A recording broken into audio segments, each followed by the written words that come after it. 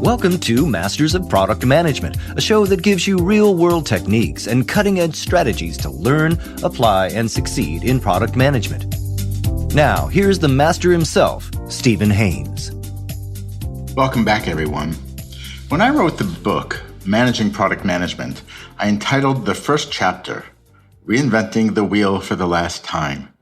Now, many of us who've worked in companies for a while, we probably would like the reorganizations to stop and things like that. But, I've been a participant, an observer, a researcher in my company, Sequent Learning Networks. There are a number of diagnostics and corporate evaluations that we do to see how product management is being run in any number of companies.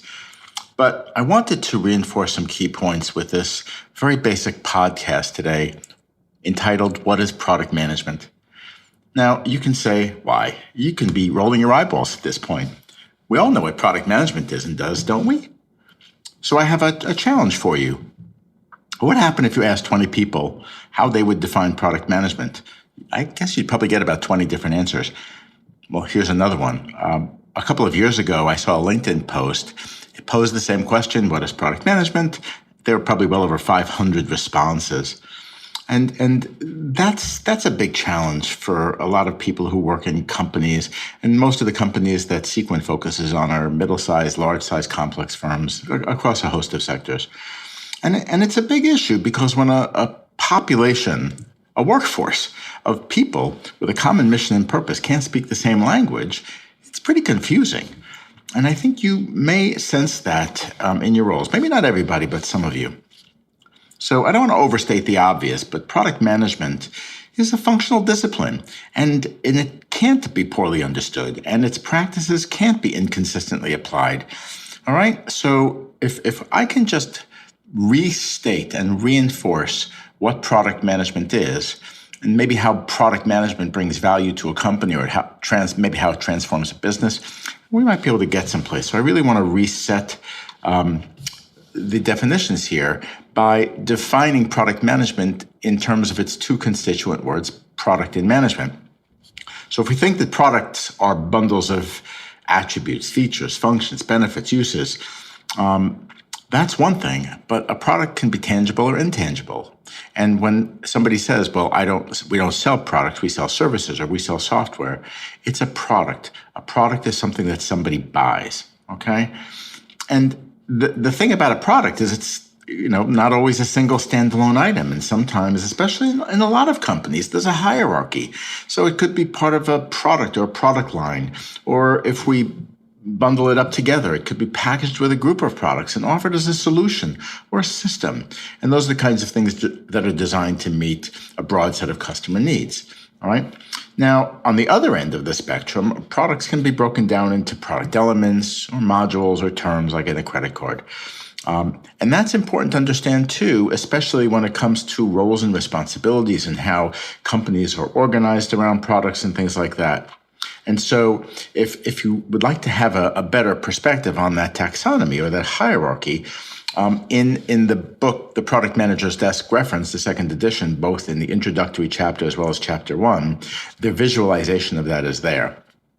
So you could own a product or even a portion of a product, but it's really important for you as a product person to see how it fits into the bigger picture. So like if you were responsible, like a product manager responsible for an auto navigation system, you'd be in charge of a module or perhaps of something that goes into something bigger. So your navigation system would be most likely part of the entire telematics complex of the automobile. However, it could be connected to antennas and cameras and radars, but the customer still buys the car, the auto as the solution to the transportation problem. And you may only be responsible for a piece of that. So it's an important perspective because if you understand where you fit or where your product fits, that's a really, really great step toward understanding, again, the role of product management and the role of product manager. And it's also important for bosses to think about how they organize for product management. All right, so that gets rid of product. Let's take care of management. I studied business and management as an undergraduate in school. There are any number of books and resources, and it's not so difficult to get our arms around. But about this definition of management has a fairly stable set of attributes: setting goals, motivating or managing or engaging people, or using financial and human resources, making decisions, figuring out how well you did, and going back and doing it again. And what's interesting as well is that sometimes management and leadership are sort of commingled, and it's generally what happens in the corporate world today, because especially as product managers, we're managing things, a lot of different moving parts, and we're helping people set direction. So there's some leadership involved with that. But what we're really talking about is the alignment of people and processes so you can get stuff done. And it's not command and control, it's not the military. But what's interesting, if we use a command and control like model, like in the Army or in sports or something like that, everybody in different functions has to still understand what the goals are. And if you understand the mission and goals and strategies, everybody gets a chance to march in the same direction. And that's what management has to do when we're dealing with product management overall. So if we combine product management, we can say, okay, great. What does a product manager do? And even in this regard, there are a lot of different definitions. And it's really, quite interesting. And sometimes I think a little frustrating for me to see how many different roles there seems to be. And you can look at dozens and dozens of things that people do. But if we just take this simply, right? The person in charge of the product's business is the product manager, okay?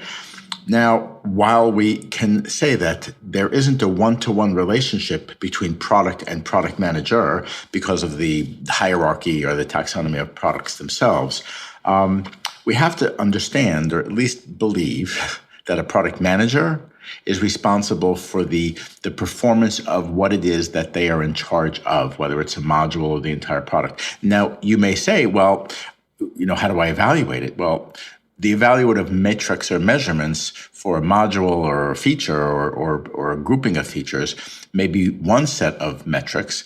But when it comes to a product or a product line, we can look at financial measurements like revenue and costs and gross margins and things like that. And systems need to be tuned to that. I remember when I was a product manager and a product leader, I was responsible and fully accountable that the business of the product was carried out and that the results were obtained. All right. Now, if you want to just sort of distill some of the key responsibilities of what a product manager does and what the function of product management must support, which is targeted at the bosses to organize for this, it's about assessing markets, which is customers and competitors and things like that within given segments, making sure that you understand what those needs are of those customers within those segments, combining that with financial and other measurement information to help refine or redefine goals and objectives and strategies so that everybody can move in the same direction.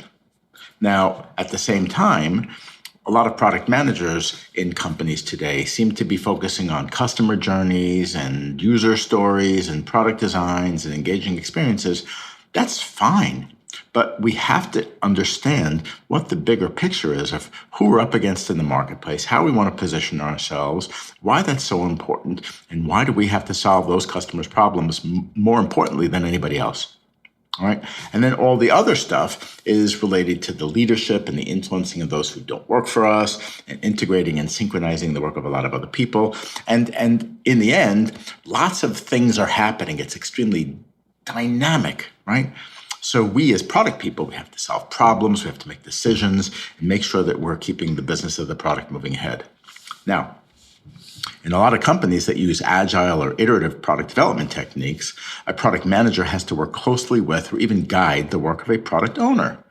Now, the product owner is not the product manager, but does contribute to the ongoing development and updating of the product, okay? So the product owner may end up focusing on goals for a user story or writing those stories or determining the acceptance test criteria or maybe creating the release schedule and keeping the development team focused. That's great. It's a very tactical kind of a role. But the product manager has to make sure that everything is moving in the same direction from a strategic point of view. So if I were to wrap all of this stuff together, and this goes back to the definition that's in the Product Manager's Desk Reference, second edition, and that's this. Product management is the business management of products, product lines, or portfolios holistically for maximum value creation across all product life cycles. And the big deal here is it's managing a business. And in a bigger company, it's managing a business inside of a business. So that this small company mindsets, this entrepreneurial mindset of a product manager really goes a long way.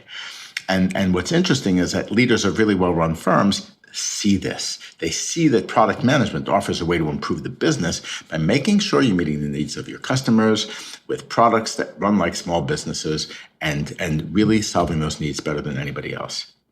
So all of this really goes back to my goal for this podcast, and that is when a company is really organized effectively for product management and they're focusing on markets and they find ways to solve customer problems and beat competitors, that outside-in perspective has a greater chance of achieving business results.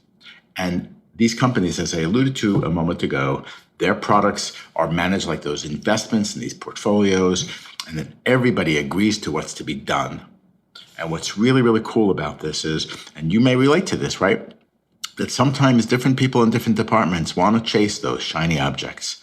But what we have to do is not chase the shiny objects and focus on the business at hand. And that's how product management transforms a business. So what I'd like to do is offer you this, a visualization. At Sequent, we have a product management model. It's a framework, and it allows us to look at all the different things that product people do across the entire life cycle. And I think that will give you the kind of perspective that's necessary for you to be a best-in-class product manager with a company that focuses on product management because everybody understands what product management means. Thanks a lot for listening in, and we'll see you next time on Masters of Product Management.